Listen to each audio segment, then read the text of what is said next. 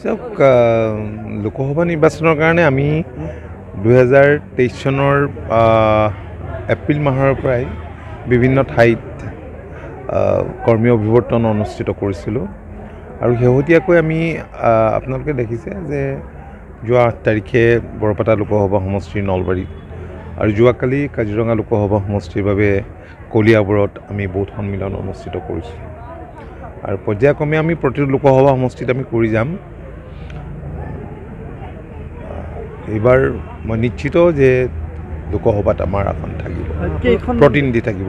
সেইটো ঠিক কৰা নাই, আমি আলোচনা কৰা নাই। যোৱাকালি ভাৰতীয় জনতা পাৰ্টীৰ ৰাষ্ট্ৰীয় সভাপতি মাননীয় JP নাড্ডা ডাঙৰীয়াৰ লগত আমাৰ এক সাক্ষাৎকাৰ হৈছিল গধূলি। আমি পূৰ্বতে ঠিক কৰিছিলোঁ যে ফেব্ৰুৱাৰীত আলোচনা কৰিম। তেখেতে অৱশ্যে সোনকালেই কৰাৰ কথা কৈছে। আলোচনা কৰাৰ পিছত এইখিনি ক'ব পৰা যাব। সেইটো আমি ঠিক কৰা নাই, আমি ছাৰ্ভে কৰিছোঁ। সেইটো ছাৰ্ভে কৰা হৈছে, ছাৰ্ভেৰ ওপৰত ভিত্তি কৰি আমি ঠিক ঠাক কৰিম। নাই, মই কোনো নিৰ্দিষ্ট কৰি আজিৰ দিনটোত মই নকওঁ। ছাৰ্ভে ৰিপৰ্টটো পোৱাৰ পিছত ক'ত সুবিধা হয়, কাৰণ আমাৰ অকল সুবিধাটো চালে নহ'ব, কাৰণ আমি NDAৰ অংশীদাৰ। NDAত আপোনালোকে জানে যে আমাৰ ৰাজ্যখনৰ 3টা দলেই আছে, ভাৰতীয় জনতা পাৰ্টি, UPPL আৰু অসম গণ পৰিষদ। গতিকে আমাৰ কথা হৈছে যে NDAৰ জয় হ'ব লাগে, তাত আমাৰ য'ত প্ৰাৰ্থী থাকিব তাত বাকী দলকেইটাই ছাপোৰ্ট দিব লাগিব, আৰু বাকী দলকেইটাৰ য'ত প্ৰাৰ্থী থাকিব আমি ছাপোৰ্ট দিব লাগিব। আৰু এইবাৰ একেবাৰে খাটাং যে ভাল হ'ব। চাওক লোকসভা নিৰ্বাচনৰ কাৰণে আমি 2023 চনৰ এপ্ৰিল মাহৰ পৰাই বিভিন্ন ঠাইত কৰ্মী অভিৱৰ্তন অনুষ্ঠিত কৰিছিলোঁ আৰু শেহতীয়াকৈ আমি আপোনালোকে দেখিছে যে যোৱা 8 তাৰিখে বৰপেটা লোকসভা সমষ্টিৰ নলবাৰীত আৰু যোৱাকালি কাজিৰঙা লোকসভা সমষ্টিৰ বাবে কলিয়াবৰত আমি বহুত সন্মিলন অনুষ্ঠিত কৰিছোঁ আৰু পৰ্যায়ক্ৰমে আমি প্ৰতিটো লোকসভা সমষ্টিত আমি কৰি যাম।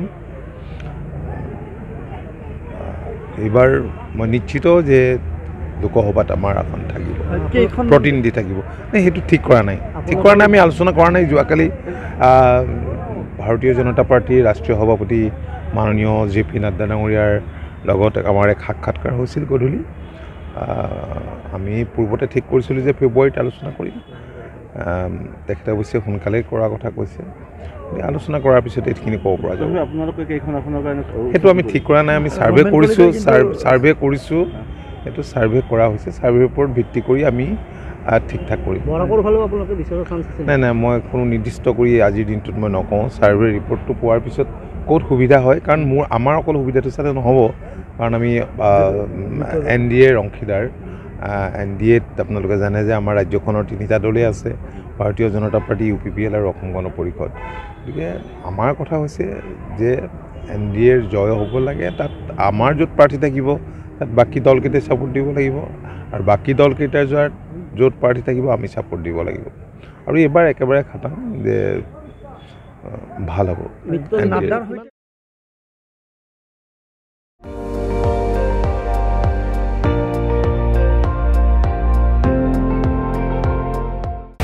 আপুনি চাই আছে ND24, সৰ্বশ্ৰেষ্ঠ নহয়, সৰ্বোত্তমৰ দৌৰ।